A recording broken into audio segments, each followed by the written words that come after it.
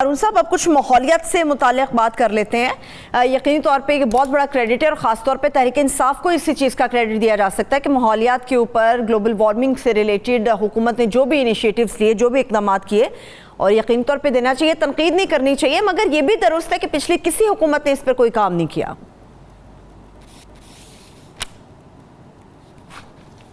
اس میں تو کوئی شبہ نہیں ہے، لیکن خطرہ بہت سنگین ہے۔ یعنی انیشیٹو عمران خان صاحب کو ہمیشہ دلچسپی رہی ہے ماحولیات سے، اور پہلے بھی حکومت میں آنے سے پہلے بھی وہ اس پہ بات کرتے رہے ہیں، اور پختونخوا کی حکومت نے 1 ارب درخت لگایا، اپوزیشن مانے یا نہ مانے، یہ مخالف سیاسی جماعتوں کے طریقہ۔ عمران خان صاحب نے بھی خیر کبھی کسی کو کسی چیز کا کریڈٹ نہیں دیا۔ مثلا نواز شریف حکومت نے پیپلز پارٹی کے دور میں تو 12 گھنٹے کی لوڈ شیڈنگ ہوتی تھی، تو نواز شریف نے ایفرٹ تو کی، بجلی گھر تو لگائے، اور نتیجہ یہ نکلا کہ انڈسٹری کے لیے تو انہوں نے بڑی جلدی وہ ختم کر دی تھی۔ کوئی کسی کو کریڈٹ نہیں دیتا، اور سب سے زیادہ افسوس مجھے سراج الحق کے بیان پہ ہوا تھا کہ کوئی 1 ارب درخت نہیں لگایا، اور گندم کی بالیاں گن کے 1 ارب پورے کر دیے۔ لیکن خطرہ بڑا سنگین ہے، صرف درخت لگانے سے مسئلہ حل نہیں ہوگا۔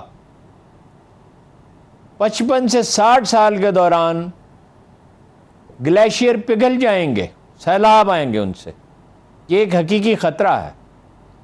اور جو سرحدی علاقے ہیں 35 سے 45 سال کے درمیان ساحل سمندر پہ جو علاقے ہیں، اس میں سے بعض ڈوب جائیں گے۔ کراچی میں 2015 میں جو ہیٹ ویو آئی، جس میں بڑی تباہی مچی، بعد میں بھی خطرات رہے، وہ گلوبل وارمنگ کی وجہ، حالانکہ پاکستان کے اس میں کوئی حصہ نہیں ہے، جو زہریلی گیسیں خارج ہو رہی ہیں، پاکستان کا حصہ 1% سے بھی کم ہے۔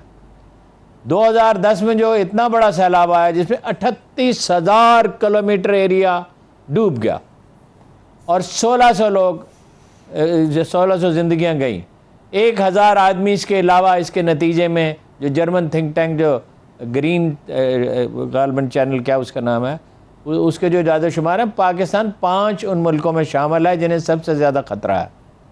پچھلے برس کراچی میں جو ہولناک بارشیں ہوئیں، وہ اس کی وجہ بھی یہی تھی۔ کوئٹہ میں پانی کم ہو رہا ہے، بر وقت ہم نے سوچا نہیں اس کے بارے میں، حالانکہ وہ رپورٹیں موجود ہیں کہ وہاں چھوٹے ڈیم بنائے جا سکتے ہیں۔ گوادر کے لیے 2 ڈیم بنائے گئے ہیں جہاں سے پانی مہیا کیا جائے گا، علاوہ اس کے کہ شاید سمندر کا پانی بھی صاف کر کے استعمال کرنا پڑے۔ تو بلوچستان میں چھوٹے ڈیم بنانے کی ضرورت ہے۔ اس کے علاوہ پانی کے استعمال میں جدید طریقے استعمال کرنے کی ضرورت ہے، صرف اس سے نہیں مسئلہ حل ہو جائے گا درخت لگانے سے۔ یہ اچھا قدم ہے، اس کی تعریف کرنی چاہیے، کسی اور نے نہیں کیا۔ 1 ارب درخت لگ چکے ہیں، 9 ارب درخت اور لگانے ہوں گے، شاید اس سے بھی زیادہ لگانے ہوں گے۔ یہ ایک مسلسل جاری رہنے والا عمل ہے، اس میں پوری توجہ نہیں دے سکی حکومت، اگرچہ انیشیٹو اچھا ہے۔ زمین بنجر ہو رہی ہے، یہ عطا آباد کی جھیل کیسے بنی؟ یہ گلیشیئر میلٹ ہونے سے بنی نا، یعنی اس کی سنگینی کو محسوس نہیں کیا گیا، اور اناج کی پیداوار کم ہو جائے گی۔ پاکستان کی آبادی بڑھتے بڑھتے اگلے 10-15 سال میں 40 کروڑ ہو جائے گی۔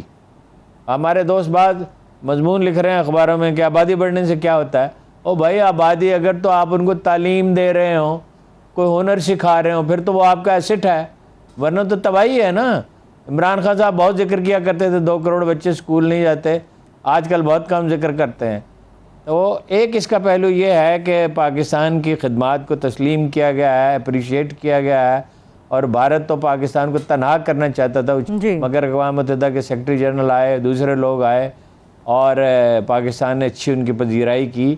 لیکن یہ پوری قوم کو اس کی سنگینی کا احساس دلانے کی ضرورت ہے۔ دیکھیے لندن میں حالت یہ تھی آج سے 40 برس پہلے، 50 سال پہلے، کہ کاروں کی چھتیں کالی ہو جاتی تھی، کوئلہ جلایا جاتا تھا، مگر پھر انہوں نے قانون منظور کیا، 1 درخت بھی نہیں کاٹا جائے گا۔ آپ دیکھتے ہیں لاہور اسلام آباد میں کس بے دردی سے درخت کاٹے جا رہے ہیں، قوانین میں تبدیلیاں کرنی ہوں گی۔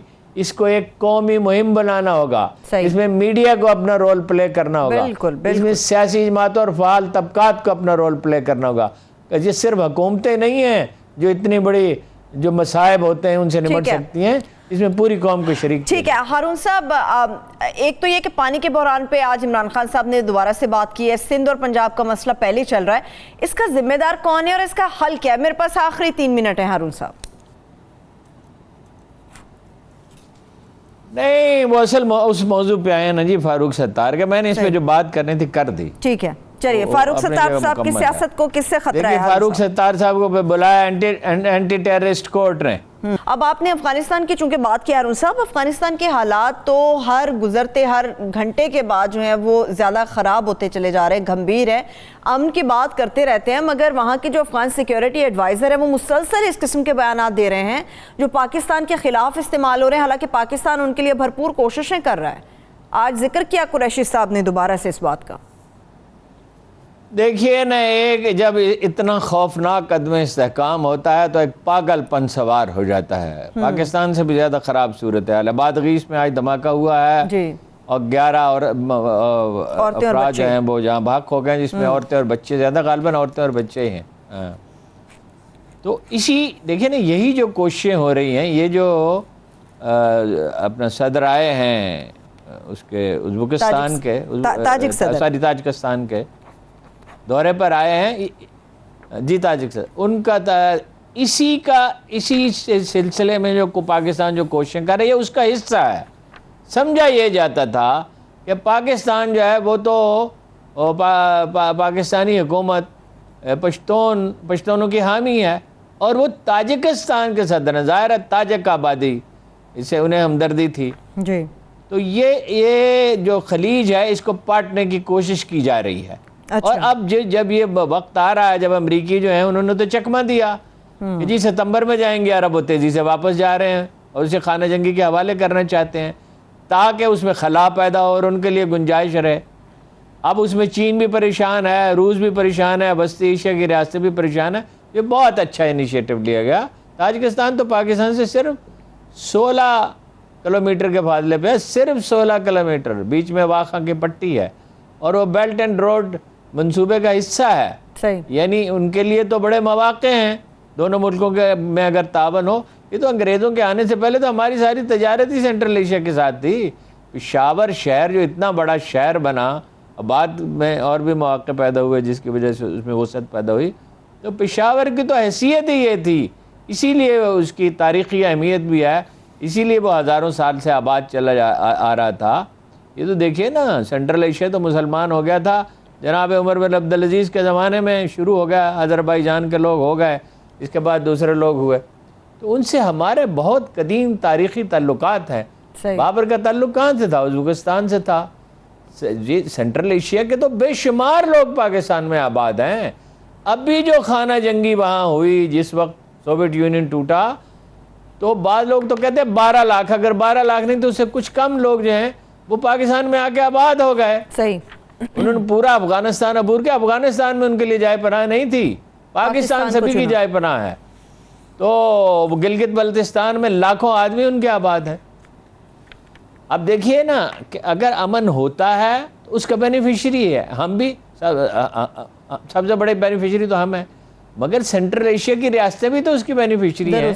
گوادر تک انہیں ایکسس ملے گی، اور یہ ایران سے، عالم مڈل ایسٹ سے، عالم عرب سے، حتیٰ کہ یورپ سے وہ تجارت، یہی مختصر ترین راستہ ہے.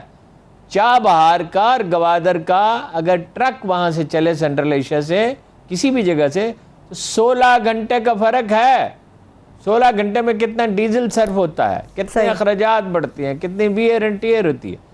تو یہ تو ہمارے لوگوں نے تو اس کا ادراک ہی نہیں کیا اور بہت تاخیر اس میں کر دی. لیکن بہرحال اب تو گوادر کی بندر کا آپریٹر ہے، اسی لیے معاہدے ہوئے ہیں. یہ معاہدوں کو غیر اہم لوگ سمجھ رہے ہیں، روپے کے لین دین کا. جی فاخور کا جو علاقہ ہے ہارون صاحب، جہاں پر انڈیا کا ایئر بیس ہے، ایسے میں دونوں ممالک کے تعلقات کو آپ کس طرح سے دیکھتے ہیں کہ بہتر ہو سکتے ہیں یا پھر دہشت گردی کے خلاف ان کے اقدامات عملی شکل اختیار کر سکتے ہیں؟ انڈیا کا ایئر بیس ہے فاخور کے اندر. کیونکہ مس انڈرسٹینڈنگ پائی جاتی تھی. پاکستان کو وہ دوست ملک نہیں سمجھتے تھے، وہ سمجھتے تھے کہ تاجکوں کے ساتھ تعلقات اچھے نہیں ہیں، پاکستان کا رویہ اچھا نہیں. یہ مس انڈرسٹینڈنگ تھی، اس لیے انہوں نے ایک ایئر بیس انہیں دیا فاخور کا، اور ایک ایئر بیس وہ اور چاہتے تھے. اسی کو تو ختم کرنے کی کوشش کی جا رہی ہے. ویسے فاخور کا جو ایئر بیس ہے وہ آپریٹو اس وقت نہیں ہے، وہ استعمال نہیں ہو رہا، یہ آغاز ہے، برف پگھلنے لگی ہے، اور الٹیمیٹلی یہ ہوگا افغانستان میں الٹیمیٹلی انڈیا کا کوئی رول نہیں ہوگا۔ افغانوں کو انڈیا سے کیا دلچسپی، نہ ان کی سرحد لگتی ہے، مرسنریز ہیں کچھ، یہ اشرف غنی اینڈ کمپنی چلے جائیں گے، یہ طالبان بھی تنہا افغانستان کو نہیں چلا سکتے۔ فائنلی ہمیشہ میں آپ سے عرض کرتا ہوں کہ ایک قومی حکومت وہاں تشکیل پائے گی۔ حکمت یار نے اس کی ایک کوشش بھی کی، صحیح، مذاکرات خاموشی سے کیے طالبان نے اور اشرف غنی نے اور حکمت یار نے، فارمولہ طے پا گیا، مرتب نہیں ہوا، طے پا گیا۔ صحیح۔ اشرف غنی صاحب نے اسے اگری کر لیا، اپنے حامیوں سے وہ منوا نہیں سکے، لیکن فائنلی کچھ بھی ہو کہ آخر لوگ تنگ آ چکے ہیں، 40 سال سے وہاں جنگ ہو رہی ہے، پہلے روسی ادھر آئے، پھر امریکی آ گئے، پہلے وہ کمیونزم نافذ کرنے کے لیے آئے قبائلی معاشرے میں، ایسے عقل مند تھے، اور پھر یہ وہاں جمہوریت ہے قبائلی معاشرے میں نافذ کرنے کے لیے۔ چلیے ٹھیک ہے ہارون صاحب، بریک سے واپس آ کے اس کو کنٹینیو کرتے ہیں۔ ہسٹوریکل پروسیس میں جدید معاشرے میں ڈھلتا ہے۔